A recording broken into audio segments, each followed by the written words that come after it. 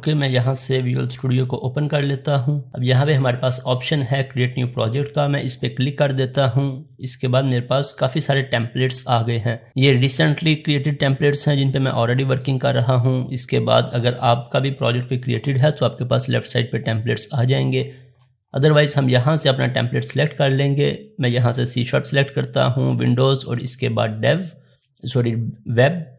और यहाँ पे मेरे पास मुझे कौन सी एप्लीकेशन क्रिएट करनी है। अगर आप ब्लेज़र क्रिएट करना चाहते हैं, ब्लेज़र का टेम्पलेट है। API क्रिएट करना चाहते हैं, API का टेम्पलेट है। अगर मैं मज़ीद नीचे आ जाऊँ तो ASP.NET Core MT और ASP.NET Core Web App। अब इन दोनों में क्या डिफरेंस है? अगर मैं MT को सिलेक्ट करता हूँ तो मेरे पास मुझे हर कॉन्फ़िगरेशन फोल्डर स्ट्रक्चर 0 से क्रिएट करना पड़ेगा, मेरे पास कुछ भी एडिट नहीं होगा। लेकिन अगर मैं मॉडल व्यू कंट्रोलर इस टेम्पलेट को सिलेक्ट करता हूँ तो इसमें default configurations, default folder structure, bootstrap classes already added होंगी। सो करंटली हम .NET Core MT को सिलेक्ट करते हैं ताकि सभी कॉन्फ़िगरेशंस को हम बेस से अंडरस्टैंड कर सकें और ख़ुद से ऐड कर सकें। मैं नेक्स्ट पे क्लिक कर देता हूँ। यहाँ से मैं इसका नेम चेंज कर लेता हूँ, क्रूड ऑपरेशन। नेक्स्ट, अब यहाँ पे मेरे पास फ्रेमवर्क्स का ऑप्शन आ रहा है, .NET Core 6, 7 और 8।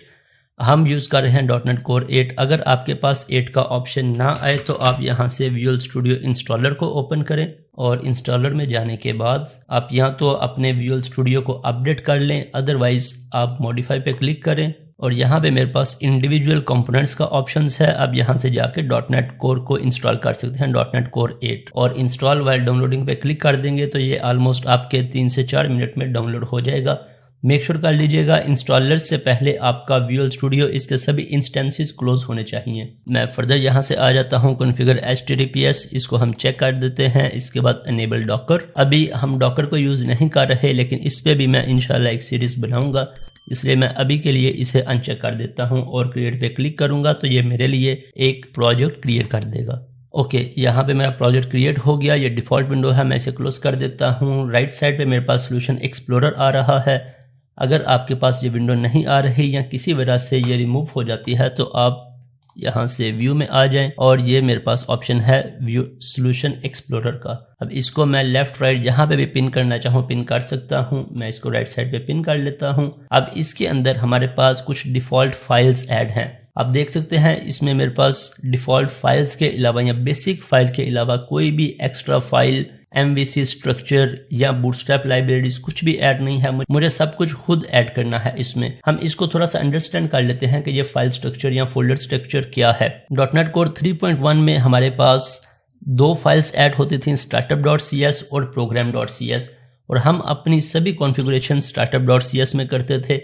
लेकिन .NET Core 6 से ऑनवर्ड सभी वर्जन्स में हमारे पास सिर्फ एक फाइल है, program.cs, और हमारी जितनी भी कॉन्फ़िगरेशन होगी इस क्लास में ऐड होगी।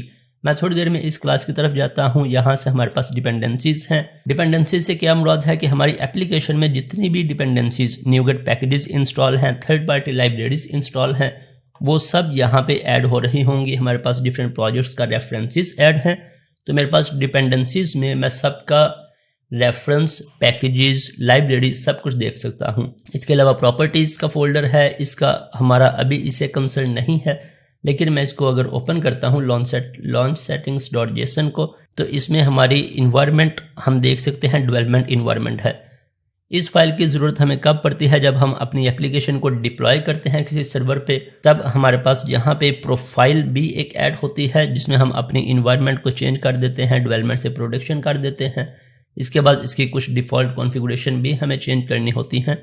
तो जब हम डिप्लॉयमेंट के सेक्शंस पे जाएंगे तब हम इसको डिटेल में कवर अप करेंगे।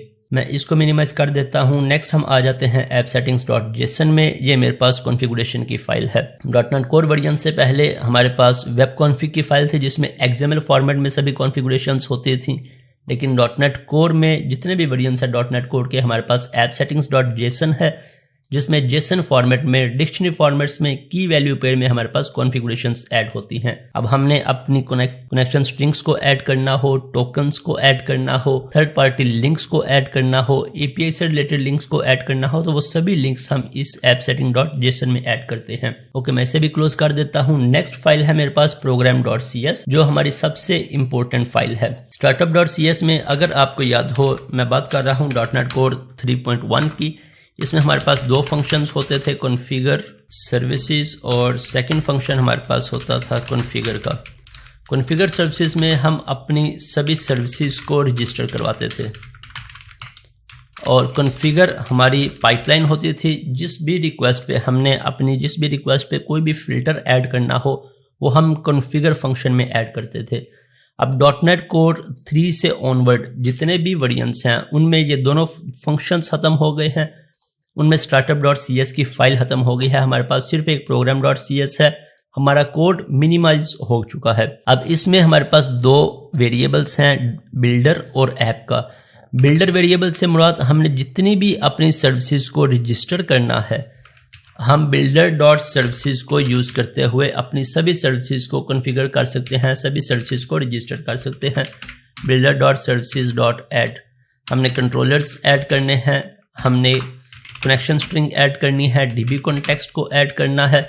जो कुछ भी हम इस पे ऐड करना चाहें, जितनी भी लाइब्रेरीज, चाहे वो डिपेंडेंसी इंजेक्शंस हो, चाहे वो डेटाबेस की कॉन्फ़िगरेशंस हो, वो सब हम यहाँ पे builder.services को यूज़ करते हुए अपनी कॉन्फ़िगरेशंस को या अपनी सर्विसेज को रजिस्टर करते हैं। इसके बाद हमारे पास पाइपलाइन है। ऐप को यूज़ करते हुए, इस वेरिएबल को यूज़ करते हुए हम अपनी हर रिक्वेस्ट पे फिल्टर्स को ऐड कर सकते हैं। अब फिल्टर से क्या मुराद है, हमारी जितनी भी रिक्वेस्ट होंगी, हम किसी भी पेज पे नेविगेट करेंगे, कैटेगरी से प्रोडक्ट, प्रोडक्ट से यूजर्स, यूजर से ऑर्डर्स, डिफरेंट तरह के पेजेस पे, तो हर एक पेज पे हमारी जब रिक्वेस्ट क्रिएट होगी तो वो रिक्वेस्ट इस पाइपलाइन से होके गुजरेगी।